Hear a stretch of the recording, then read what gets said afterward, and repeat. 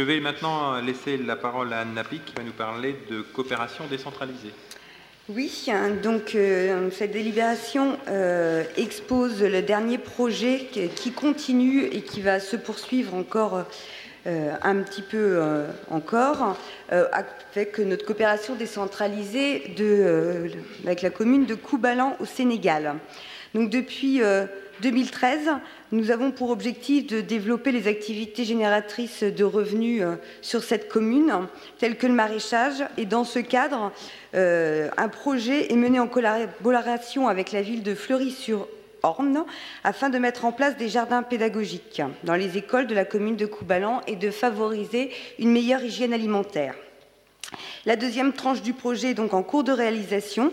Je tiens d'ailleurs à signifier que nos agents de l'embellissement partent au mois de décembre pour 18 jours afin de former les personnels là-bas et les personnes dans les écoles, ainsi que pour installer les clôtures.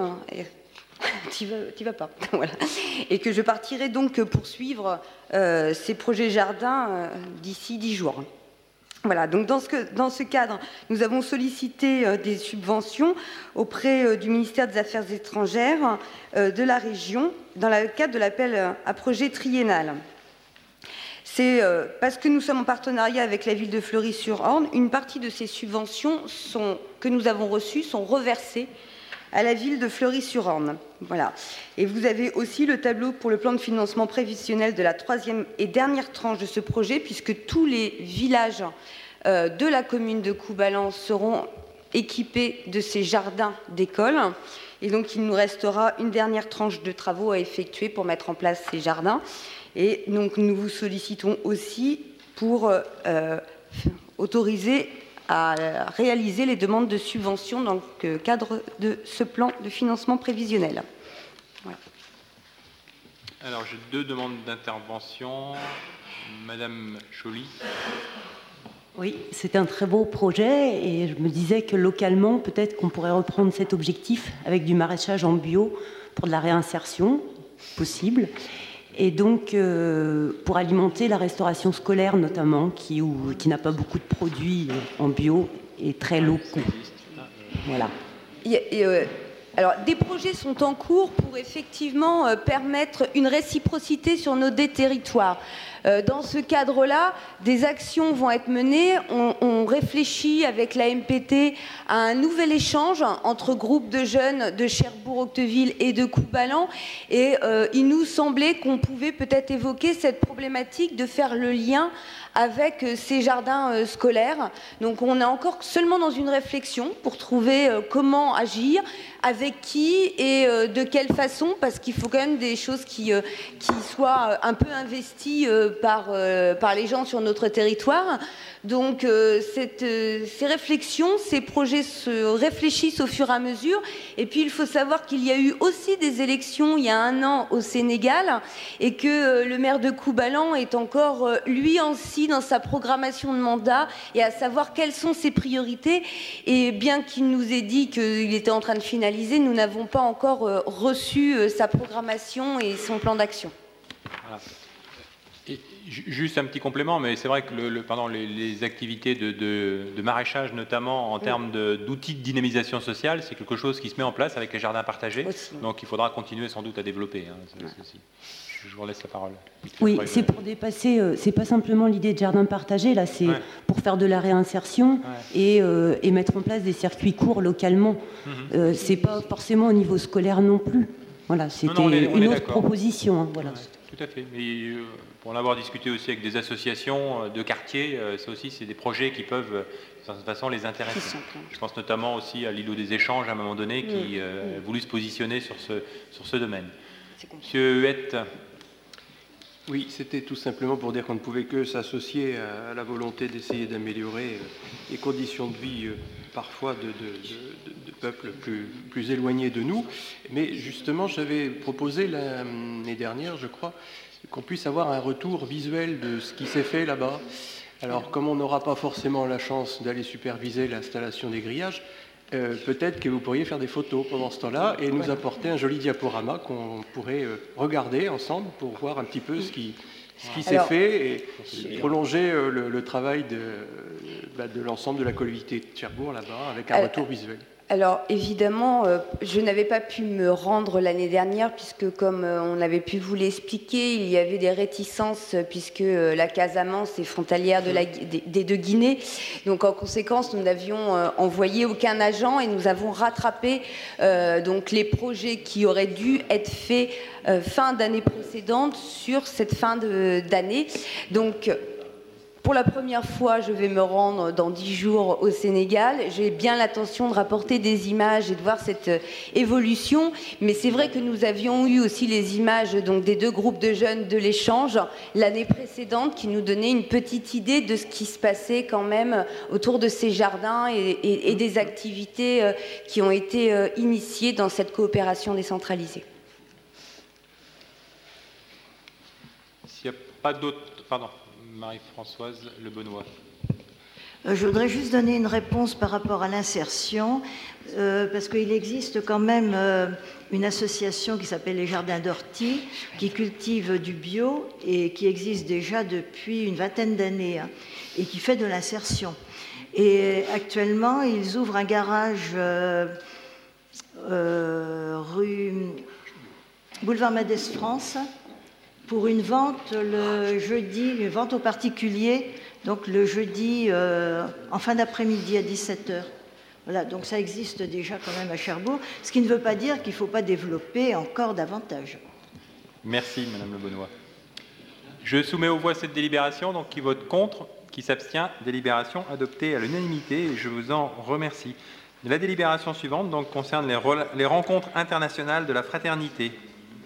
Alors, depuis 2001, la ville de Cherbourg organise des actions de sensibilisation du public aux questions internationales. Nous avions donc chaque année ce que nous appelions la semaine de la solidarité internationale.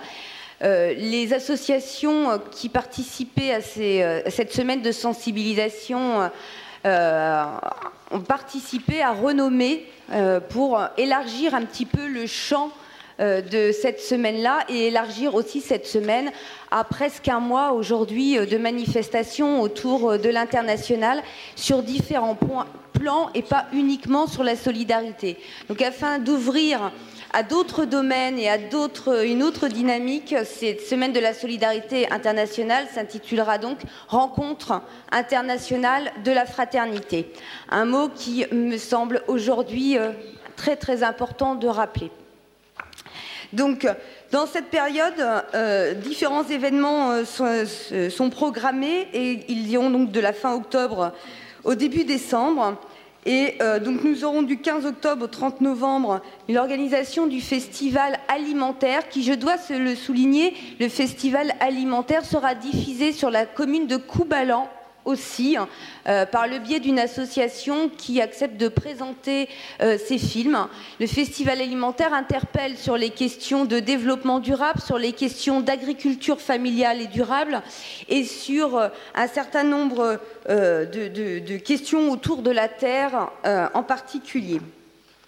Ensuite, nous avons dans ce cadre de ce festival, plusieurs programmations de ces films dans les espaces solidaires. Et le week-end principalement du village des associations de solidarité qui sera sur la thématique du conte, parce que c'est quelque chose qui nous relie, ce langage oral. Nous avons une proposition de la FPS qui nous a proposé un spectacle sur un conte palestinien qui sera présenté au Vox pour les scolaires gratuitement le 13 novembre après-midi et pour le grand public le 13 novembre au soir, ainsi qu'après l'inauguration du village de la solidarité. Le lendemain, le 14, il y aura donc une animation du village pendant toute l'après-midi par l'association À Fleur de Meaux qui a travaillé aussi sur des contes venus d'un certain nombre de pays que les associations ont pu proposer pour animer auprès des enfants mais aussi du public et parler de l'oral, du conte. Ce village donc sera aussi animé par les jeunes de la MPT qui viendront parler du pourquoi partir et comment revenir. Voilà. Et puis un certain nombre de questions autour de l'international. Voilà. Dans cette programmation-là, nous faisons aussi entrer tout le programme de la FPS concernant le festival du film palestinien. Voilà, nous en faisons la promotion depuis l'année dernière, et ainsi que nous communiquons aussi sur sa soirée débat et couscous, bien sûr. Voilà. Donc, dans ce cadre-là, nous avons un certain nombre nous avons conventions et contrats à signer avec l'association À Fleur de Meaux, la commune de Coubalan et le théâtre du Tiroir. Donc, voilà. Monsieur Le Jamtel.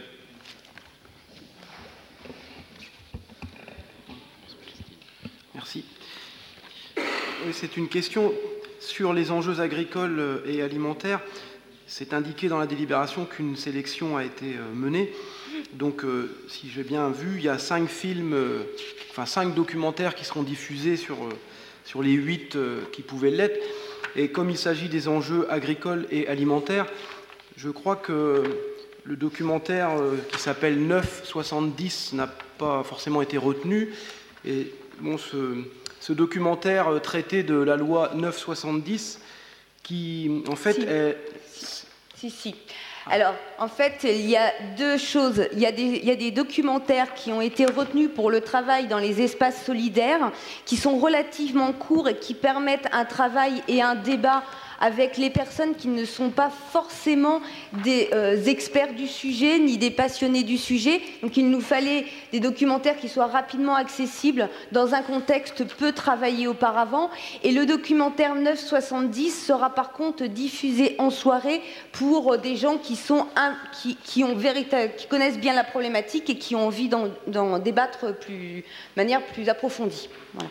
Donc, quelques points sur cette loi. En fait, elle interdit aux agriculteurs colombiens de conserver une partie de leur récolte pour l'utiliser comme semence, et c'est consécutif au traité de libre-échange entre la Colombie et les USA, ce qui a donné lieu à la destruction de sacs de riz en application de cette loi et aux dépens de la sécurité alimentaire de la région en question. Donc il y a effectivement dans ce documentaire une présentation de cette réalité politique. Et je voulais juste faire un parallèle avec le fait que notre agglomération s'est placée hors TAFTA il y a quelques mois maintenant, et qui est lui aussi un traité de libre-échange dans lequel il y a beaucoup de zones qui sont opaques. Et voilà, je pense que c'est intéressant dans le cadre justement de ces enjeux alimentaires, ce documentaire-là pouvait un petit peu illustrer ce que peuvent être les dérives de ces traités de libre-échange parfois, quoi. Voilà, c'est pourquoi nous l'avons programmé, mais qu'il n'est pas nécessairement accessible à tous.